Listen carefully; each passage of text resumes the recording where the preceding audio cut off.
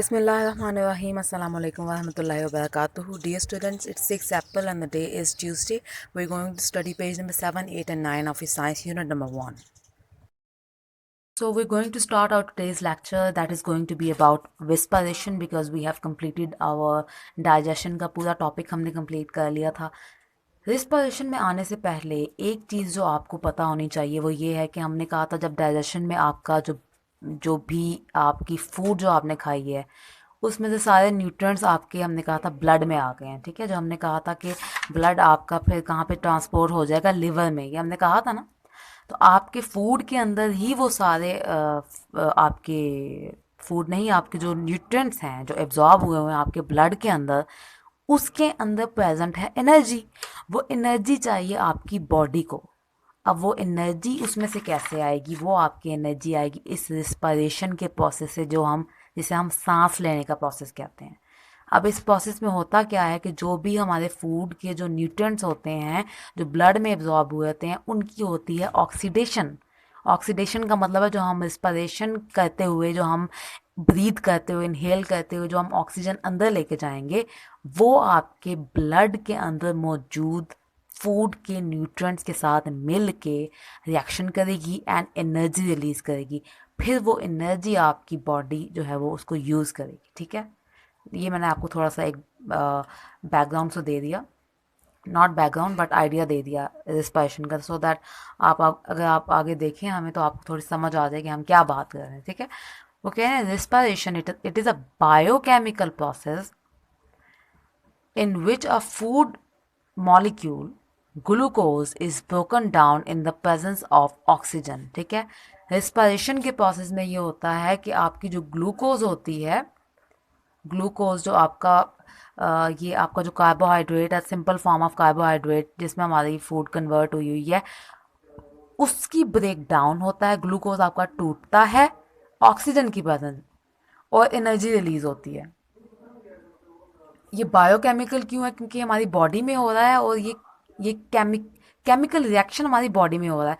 ऐसे chemical reaction जो कि आपकी बॉडी में हो उनको हम कहते हैं बायोकेमिकल रिएक्शन. आपका बायोकेमिकल रिएक्शन हो रहा है, ये देखें, ग्लूकोज के साथ ऑक्सीजन मिल रही है जो हम ब्रीथ करके अंदर लेके जा रहे हैं, और ये ग्लूकोज आपका ब्लड में प्रेजेंट है. ऐसे नहीं पड़ा हुआ, ये आपकी ब्लड में है. ठीक है, ब्लड में कैसे आया है वो आपका पूरा डाइजेशन का प्रोसेस जिन बच्चों ने मेरे साथ समझा है पिछली वीडियोस में, दे मस्ट नो कि ये ग्लूकोज कहाँ से आया है.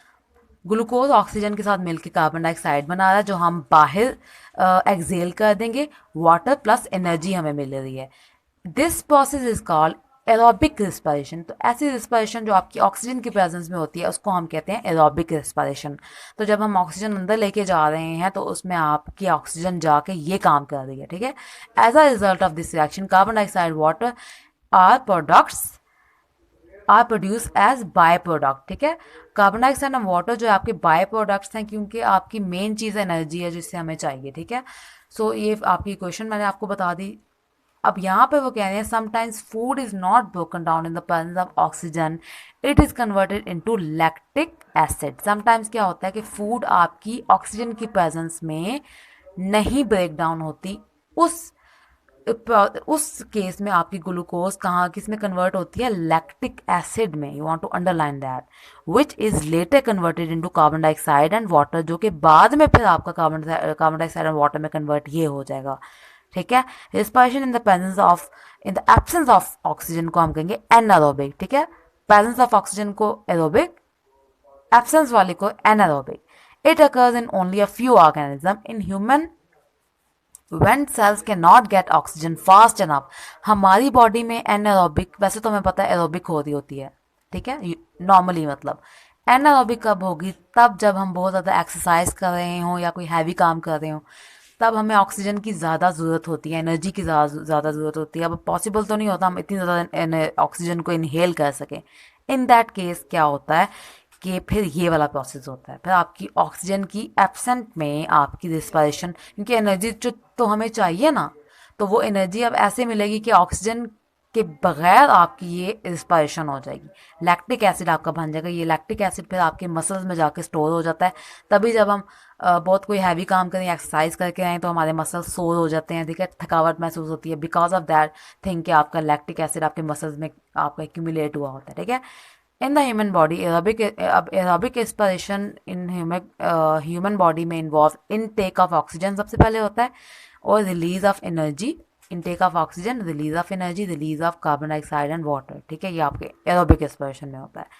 अब the human body requires oxygen for the process of aspiration.